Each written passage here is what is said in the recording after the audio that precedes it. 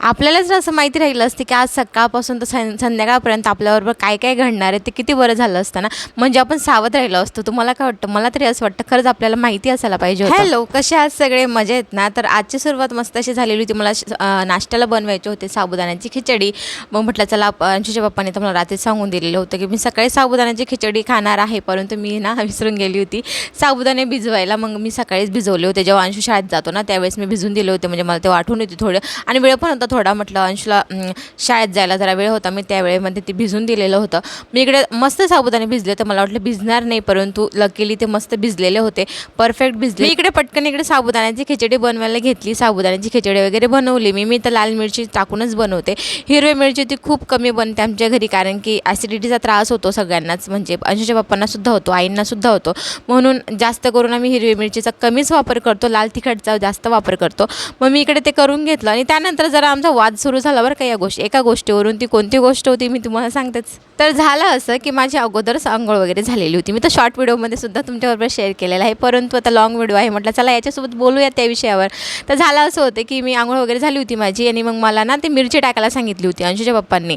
ते मला बोलले की जा तू टेरेसवर आणि मिरची आहे ना दळून ठेवून, जे जुनी मिरची होती ती मागच्या वर्षीची मिरची आहे ती मला टेरेसवर ठेवायची होती. मग मी काय बोलली त्यांना, म्हटलं मी काही जात नाही, कारण की माझी आंघोळ झालेली आहे. मला आधीच ती मिरची बघितली का मला खूप जास्त अंगाला काटे येतात, कारण ना मला मिरचीचा वास अजिबात सहन होत नाही. जराही वास मारल्यासारखं होतं खरं सांगू तर. मग मी काय केलं, मी वरती जाऊन टाकून आलेली. म्हणून मी त्यांना सांगत होती मी नाही जात, तुम्ही. त्यांनी काय ऐकलं नाही. दुपारच्या वेळेस मी गेली, तोंड वगैरे बांधून घेतलं सगळं काही, आणि इतकं गरम झालेलं होतं ना तिकडे, अक्षरशः उचलली जात नव्हती.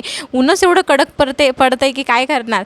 त्यानंतर मी उचलून आणली. जास्त वेळसाठी नव्हती बरं का ठेवलेली, थोडाच वेळ झालेला होता, तरीसुद्धा तिचा कलर चेंज झालेला होता. म्हणजे मी तरी आईंना सांगितलं होतं की आई तिचा कलर चेंज झाला. आई बोलल्या काही नाही होणार, असू दे, कारण तिच्यात ना जरा घाण झालेली होती, म्हणजे की जरा पण झाल्या होत्या थोड्यामध्ये, जरा जाळं सुद्धा आलेलं होतं. तिथला गाळावी लागेल, ती नंतर गाळली होती आईंनी. त्यानंतर मला इकडे स्वयंपाक बनवायचा होता. स्वयंपाकामध्ये मला चवळीची भाजी, म्हणजे 2-3 पदार्थ होणार होते. कढी, भात, भाजी, पोळी हे सगळं होणार होतं. माझ्याकडे होतं भाजी, पोळी आणि भात, हे सगळं मग मला बनवायचं होतं. तेवढ्यात आई मला बोलले की मी कढी बनवते, तर तू बाकीचं स्वयंपाक कर. म्हटलं ठीक आहे. आईंना माझ्या हाताची कढी असते ना ती जरा तिखट होऊन जाते, म्हणून त्या बोलले की नाही मीच बनवते. म्हटलं ठीक आहे बनवा. तेवढ्यात अंशू आला आणि त्याला ते बघायचं होतं आई कसं काय बनवत आहे किचनमध्ये, असं म्हणून. कारण येतात ना त्याला तिथं यायचंच असतं बघायला की आई काय करतायत असं बघण्यासाठी. त्यांनी ते बनवून घेतलं. त्यानंतर मग मला इकडे भाजी बनवायची होती, मी भाजीसुद्धा बनवून घेतली इकडे.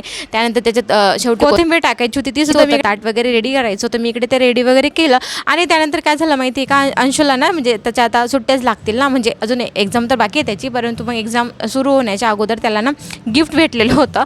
तर तेच त्याच्या पप्पांना इकडे दाखवत होतं. जेवण वगैरे झालं, म्हणजे त्याच्या पप्पांचं जेवण बाकी होतं, परंतु तो त्याच्या पप्पांची खूप जास्त वाट बघत होता की त्याला ते दाखवायचं होतं जे त्याला भेटलेलं होतं ना टीचरकडून, तर ते त्याला दाखवायचं होतं, म्हणून तो इकडे त्यांची वाट बघत होता. ते आले, त्यांना दाखवलं त्यानंतर मस्त खेळला बरं का, त्याला काही नाही, मस्त त्याचा तो खेळत होता.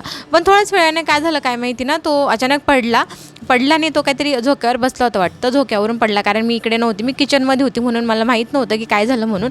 तर मग मला असं माहिती पडलं की तो आपला बेडरूममध्ये होता, आणि बेडरूममधून तो झोक्यावरून पडला खाली. तर त्याच्या दाताला ना ती खिडकी लागल्यामुळे ना सगळं दातातून त्याच्या रक्त येत होतं, आणि तो म्हणजे एकदम सुस्त होऊन गेला. तो एकदम कसं खूप जास्त रडायला लागले की मम्मा खूप दुखतंय असं म्हणून.